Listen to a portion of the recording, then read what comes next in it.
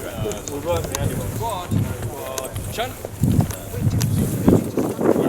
Oh yeah, well. And then when you go back to the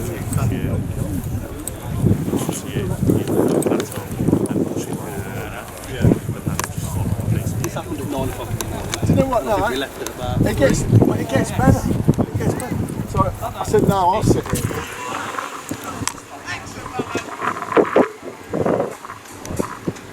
Yeah. 1 o'clock our Chieftain drag race and some Chieftain tanks doing some things. 1:30 post-war tank drag race, so some more modern tanks going around as well. And 2 o'clock maybe a recovery demonstration showing how we might be able to recover tanks. One of the new manned trucks there, all carrying while they are in. Going off with everybody, lightweight, following along.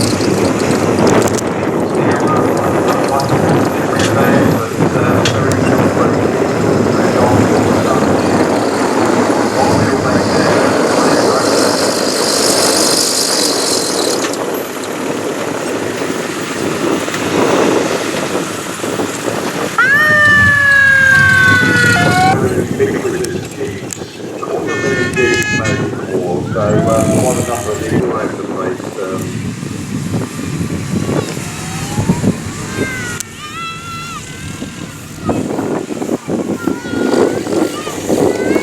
Some of these designed with that nice wide wheel spacing, so following the tracks of tanks. So if something else has gone forward, following their tracks, hopefully they'll find it wide or a tank on the back, what they call a prime mover. It was really there to lug heavy bits of equipment, whether a tank transporter, or as a tank transporter, whether a heavier piece of artillery, etc. It could tow that along. Boxes on the back could act as ballast spots.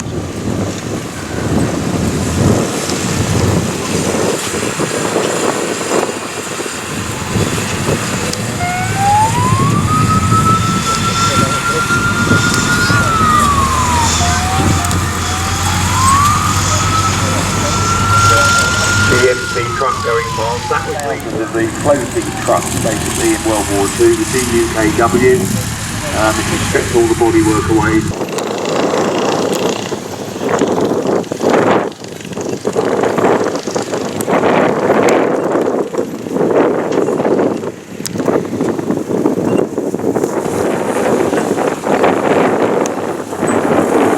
So lightweight Land Rover.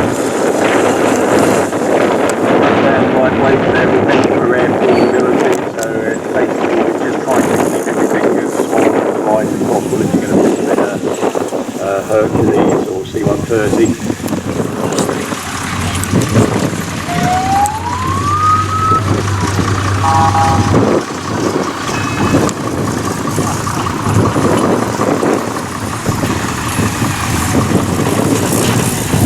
As you can imagine, a number of these vehicles, most of what you're seeing are four-wheel drive or six-wheel drive, often written down 4x4.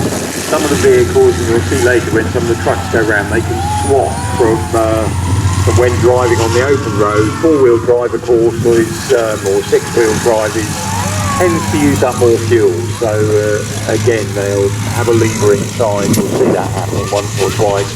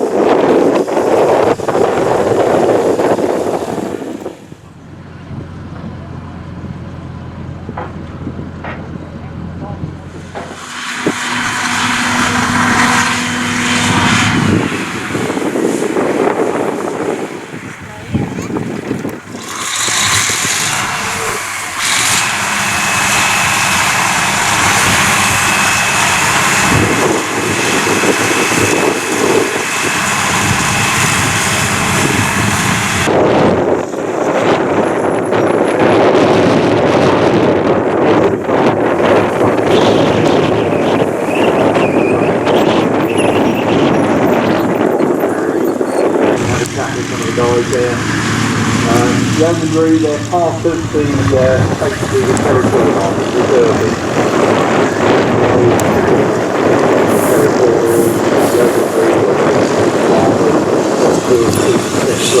Called up at the time of the war, and that this was kind of carried on with the Royal Yeomanry and the Royal Horses Academy, actually by frontline troops, but their role is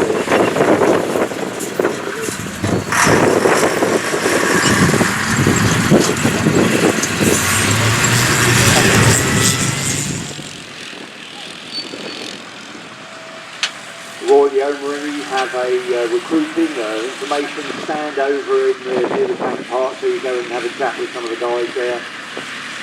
Yeomanry, they're part of the basically the territorial army, the reservists, and the old cavalry territorials. The yeomanry were basically farmers who got horses, etc., called up in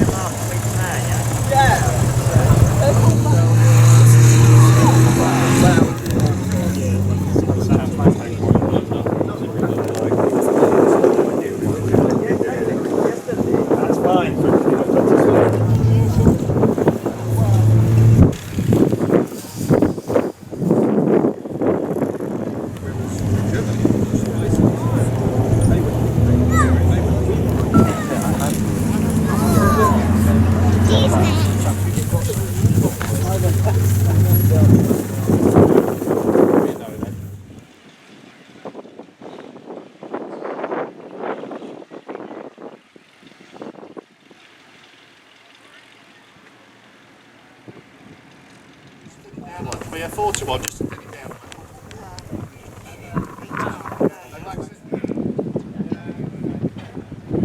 Don't know, you might be right.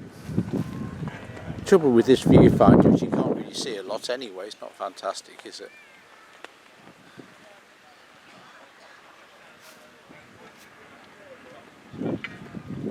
World War II rare bit of armour coming into the arena now. I know we've got lots of enthusiasts here today. From a distance, you might think this one looks like a Cromwell tank. It's part of a series of 3 tanks, all built roughly at the same time, but the issue behind it, why we ended up with 3 different ones looking very similar, was the engine. Britain, at the beginning of the war, we got tanks going into production. We lose a lot, obviously, in France in 1940. Winston Churchill, as Prime Minister, says the priority for Britain is aeroplanes and the Navy. Tanks come last in the order of priorities. So aeroplanes, understandably, Battle of Britain, we've got to defend ourselves, then bombers to get back at Germany.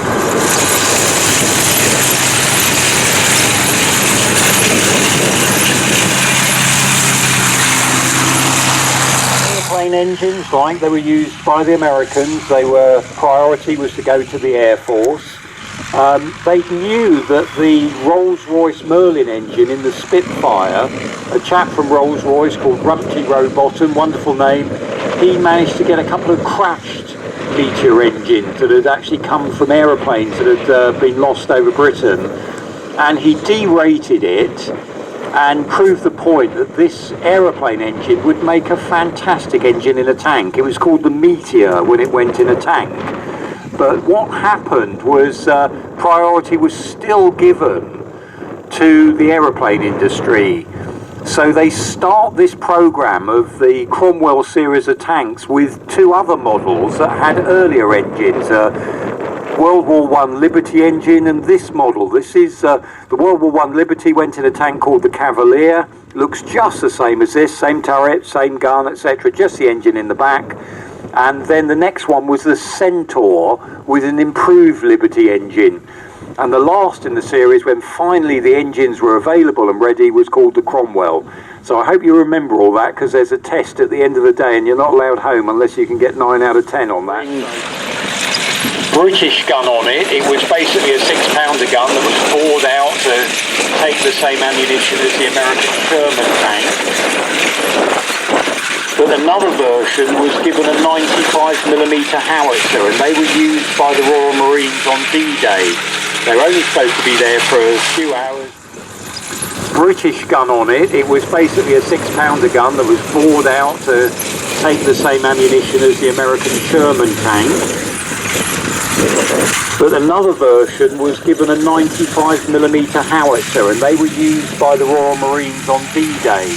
They're only supposed to be there. It's actually 2 layers. It's the outer armour with those big thick rivets or bolts on, and there's an inner layer that it's bolted to. That was designed at the Woolwich Arsenal.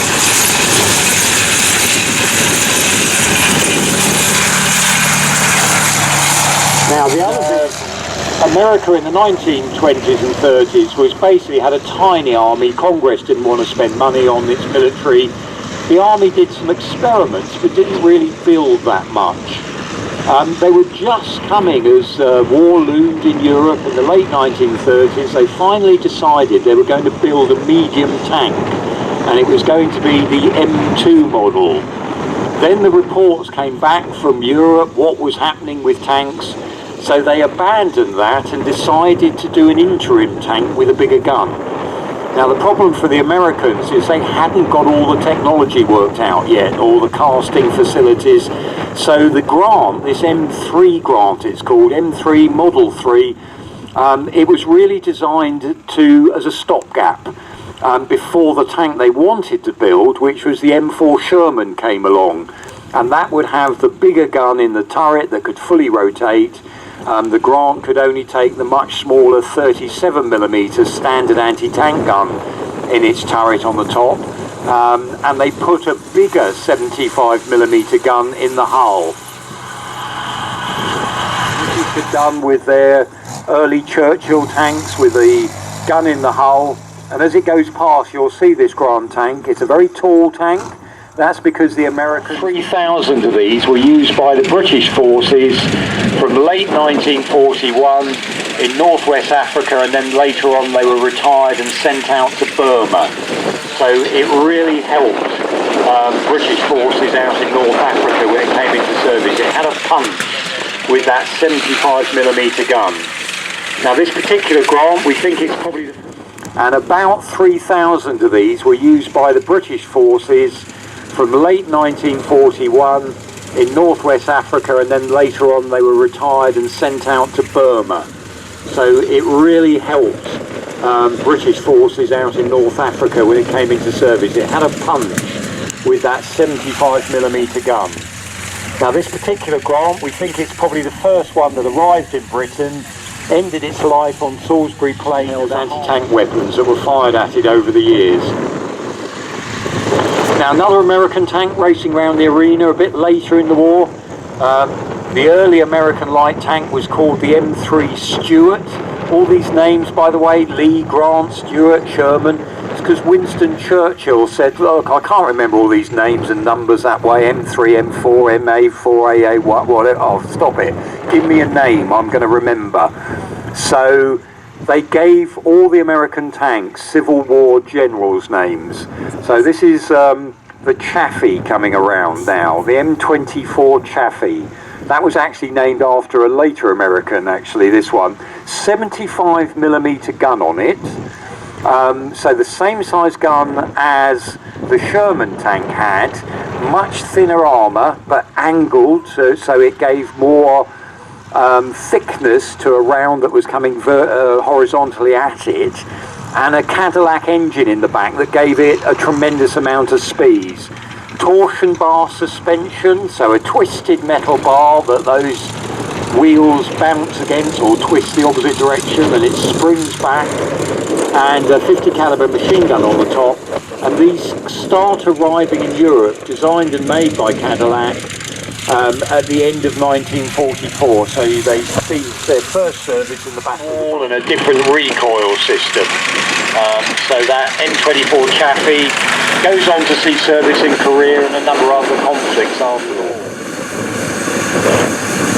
Now we've also got an American tank destroyer with us. This is the M36 Jackson that's just going to attempt to go through that hole.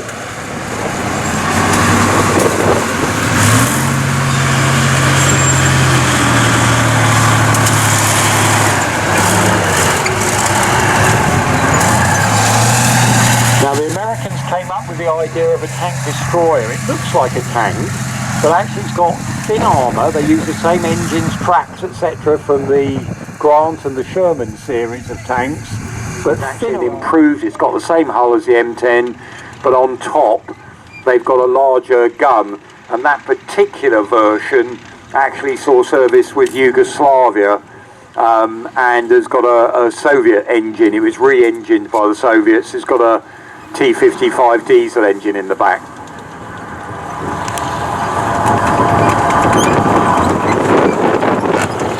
Now you're seeing now another famous World War II tank, the T-34. This one, the T-34 85mm gun. The earlier ones had a 76mm gun, so hence T-34 76.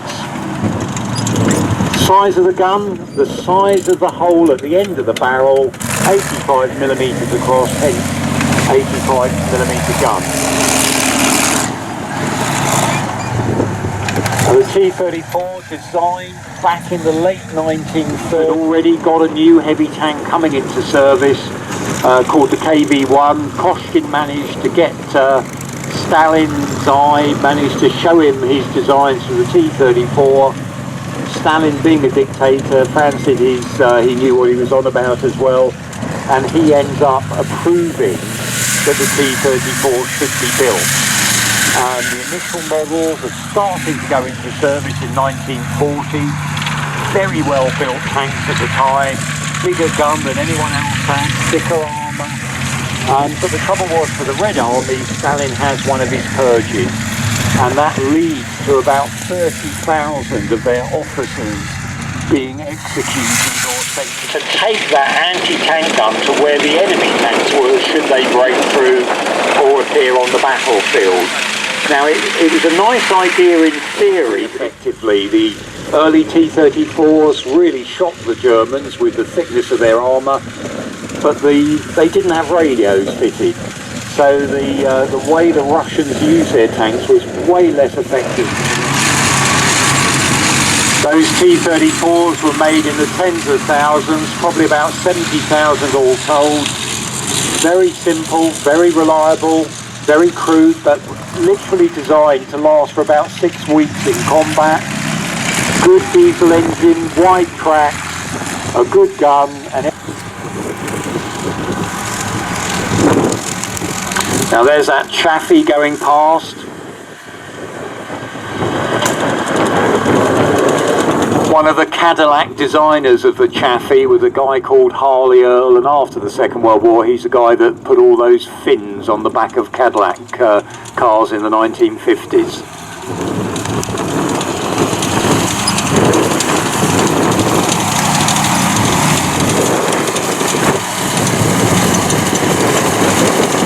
So T-34 goes past, you'll notice not just above the engine nose, you'll hear a tap tap tap noise, and that's because on the inside of the tracks there's a wedge, and every time the tracks go past, the wedge bashes the pins back into place, which means you can remove the track or change your wheel easier.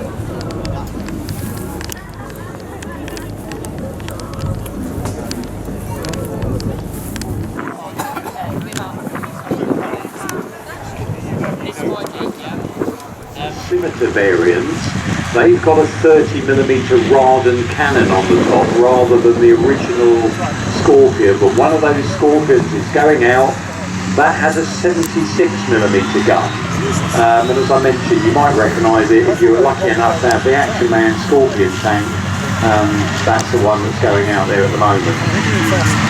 We've also, you'll see going around, and so this is a vehicle that's going to have another history, another battle history, but out with the Ukrainians.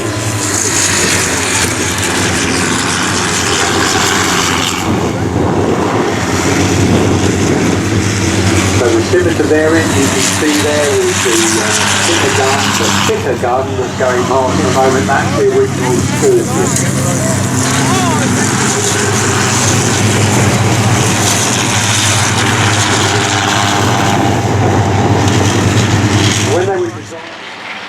When they were designing this vehicle, they wanted the driver in the front, a two-man turret, and they were looking for an engine. What engine would be powerful enough to this vehicle? They wanted the driver in the front, a two-man turret, and they were looking for an engine. What engine would be powerful enough to put this vehicle around at a suitable sort of speed? So they ended up by being able to pick up on the Jaguar E-Type engine, 4.2 litre Jaguar engine, stuff going in there. It's the same engine but basically two-rated than is the E-Type sports car, and that fits down the side of the driver instead. In the 1980s, I mentioned before, British Army goes to only diesel vehicles, so most of those you'll see running around here have a diesel engine.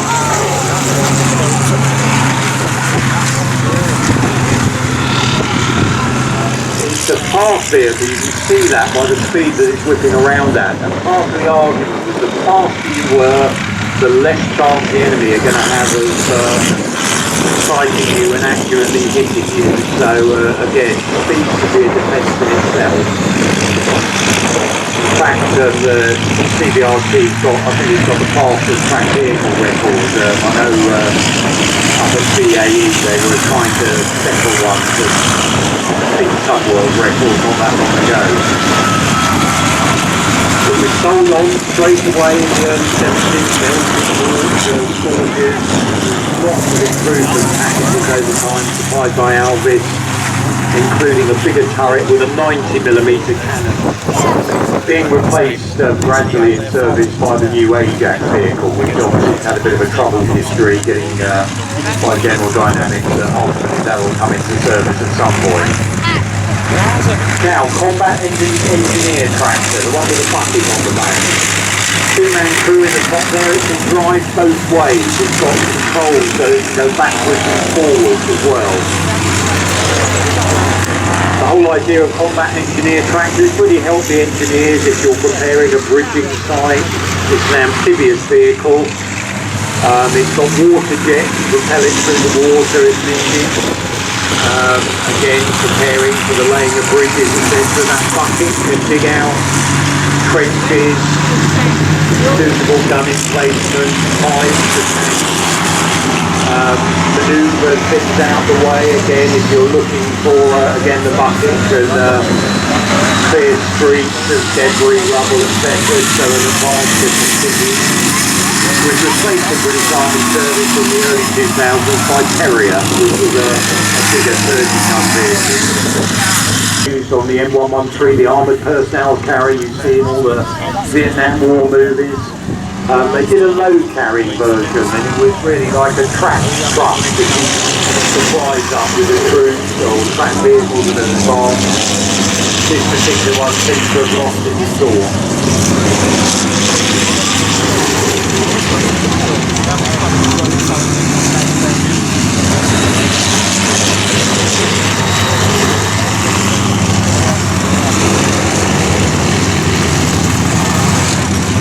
Now we've got an Abbott going around, looks like it had its service back in the 60s.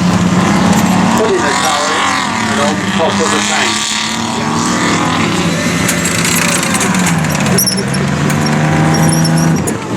And the Abbott was basically a cheap way of making self-propelled artillery after the sections and creeks that had been in service in World War II. 146 of them were made for the British. They also sold them to India as well. The idea of self-propelled artillery, once you advance with the attacks, your infantry, you need your artillery to keep up. and protection on that Abbott would be stopping bullets. It's not really meant for immediate frontline use, but it could go forward and do quick burst, 12 rounds a minute, and then again it needs to move on with mobile artillery. Nowadays radars can pick up the trajectory of the shell when it's airborne, and it triangulates where that spot being fired from. So once you fire your few rounds, you need to move quickly before the incoming returning battery fire start coming back again. Abbotts were out of service, replaced by AS-90 in the British Army, much bigger 155 gun.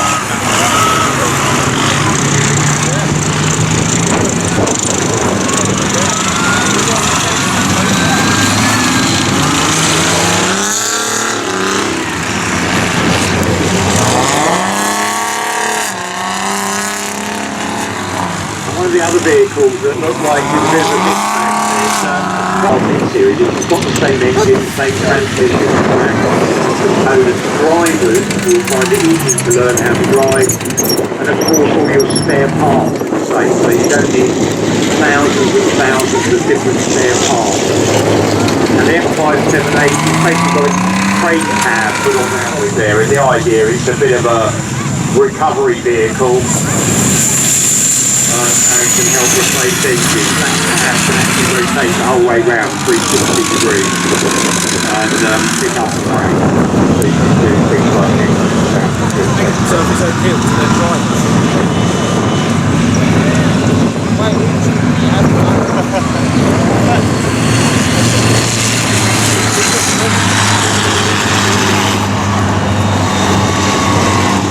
So I'm not like this long version.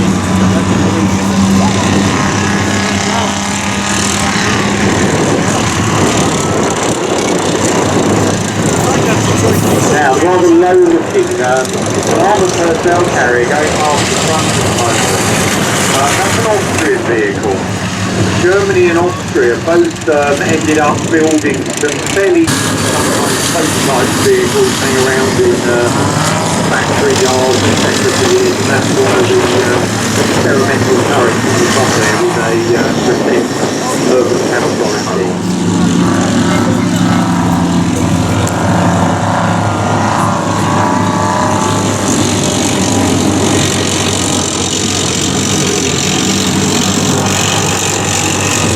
Combat engineer tractor going past now, going up and down the display area, armour in it, and it displaces enough water that it can float, but you'll see on the front there's sort of jet type arrangements, little grills, and it can angle those and shoot water to steer it as it's going through the water as well as this track's going around to propel it along a bit.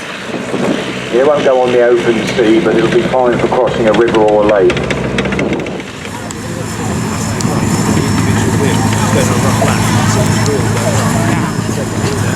One of the CVRTs coming past now, it's got bar armour on, those cages. Those cages that try and crack rocket propelled grenades if they're fired at it. And on the turret at the back there's something they call the bird table. That's where they put the electronic countermeasures against something picked up in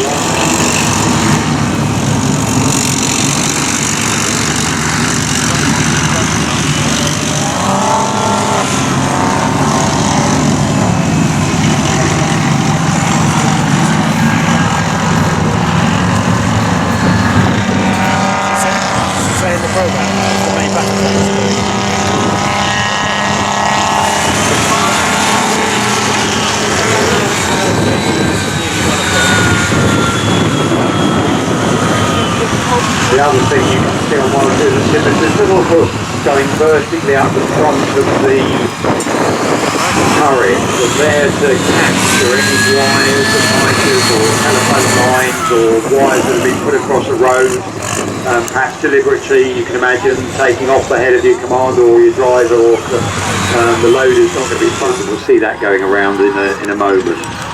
But here we go. So here's some of the 55-ton bits of metal, Chieftain main battle tanks. First one got that Berlin camouflage on.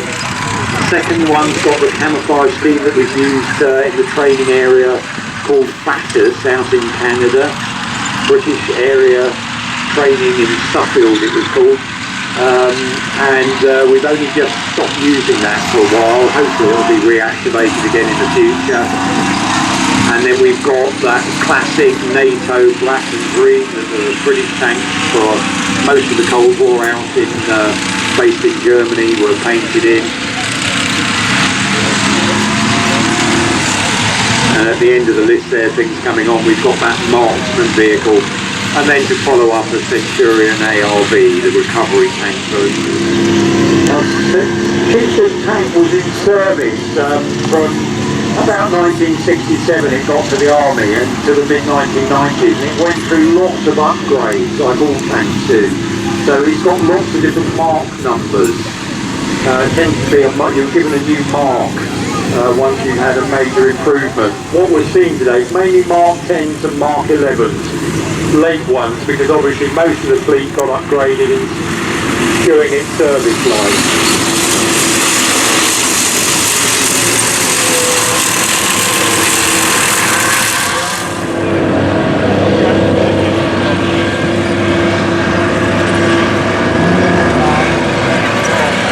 That's impressive because they've managed to get the turret system working on that 180.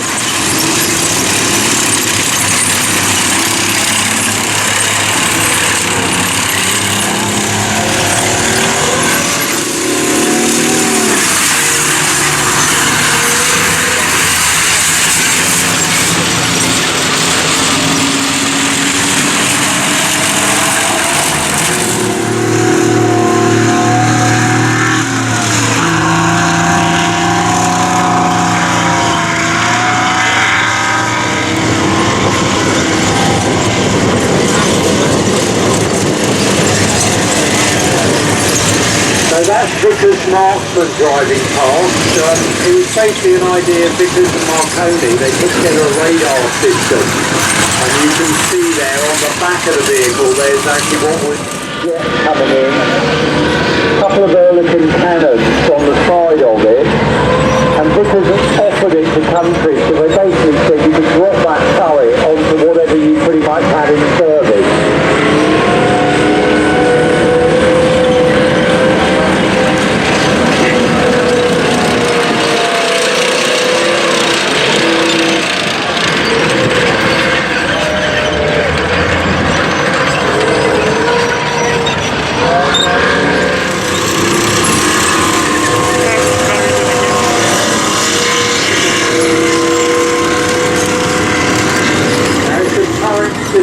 Working on that Chieftain that's going past you now in front. The gun would be turned to the side when it goes down a slope or up a mount, so it doesn't bury itself in the earth.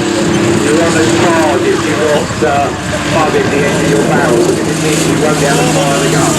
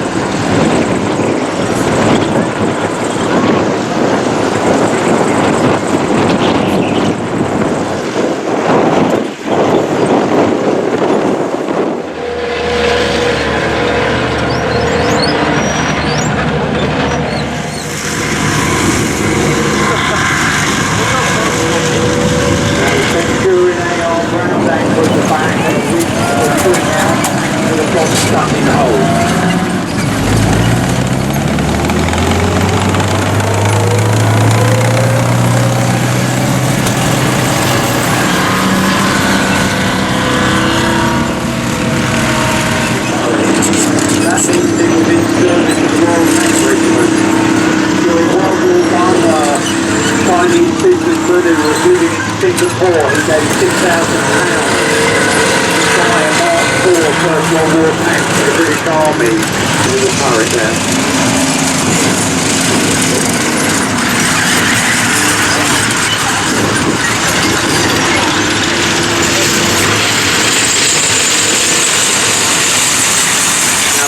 Vickers Marksman, that air defence system there, that could fire 18 rounds a second at incoming targets. So lots of different hulls of different model tanks. So they started with their T-55s and then moved them on to Leopard 2s later. But they were the only country to actually buy it. So the actual version you're seeing now is really the demonstrator that Vickers used to show off their system. They dropped on the Chieftain hull and it basically stayed and then on the PA, and then in the end it was shifted stuck to it and it's now been handed over to the tank engineer.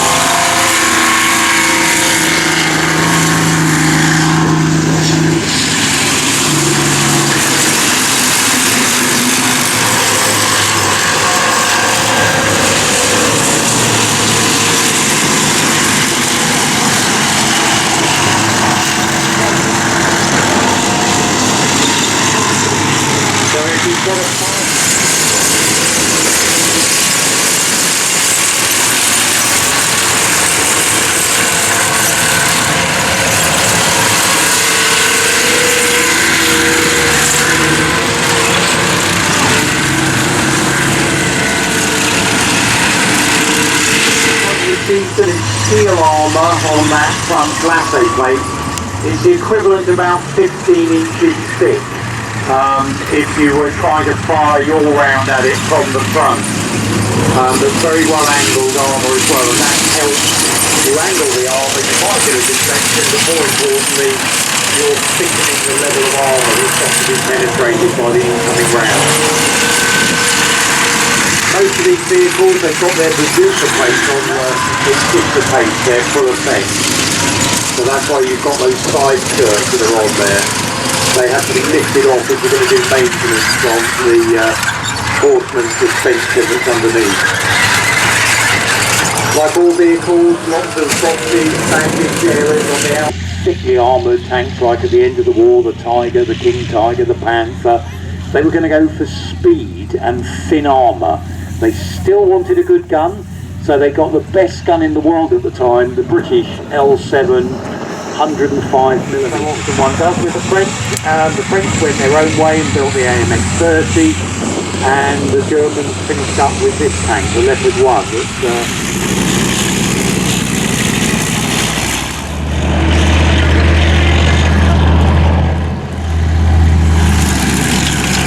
Now the Gepard, that's on a Leopard hull, again got those in a while. Next tank on from that Cold War period, the M60 American tank. This particular M...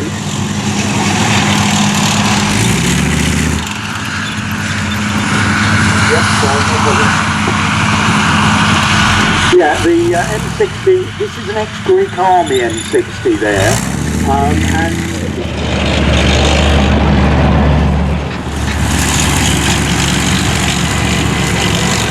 the M60 cast armour, rather than finish using their Centurion tanks, they ended up buying the Leopard tank instead for their next generation of tank that went into service.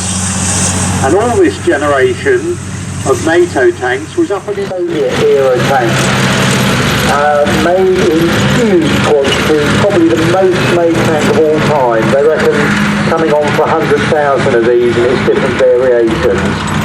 T-54, hundreds of engines for the thickness of armour that it has there.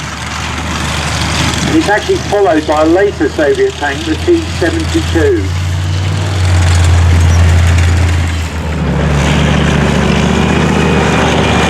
If you look carefully, the T-72's got a lower profile. Bigger gun, 125mm, so they made it a lower profile. Rammer arm levers the gun into place, so there's round inside the breech of the gun, followed by the bag of explosive, and they can do that about 3 times in a minute. The downside of it means that the ammunition is relatively exposed, and that's why we've been seeing sometimes when T-72 tanks are being called, that's called the Type 59. Type tanks, the Chinese copies of Russian tanks basically.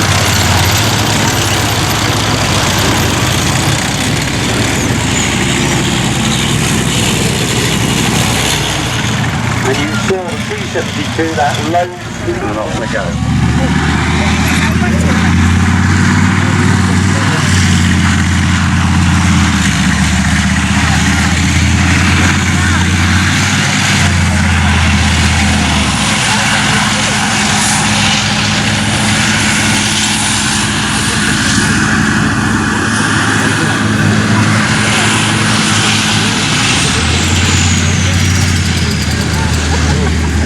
So Leopard T-72 and M60, I think. Mobility up, keeping that speed and mobility.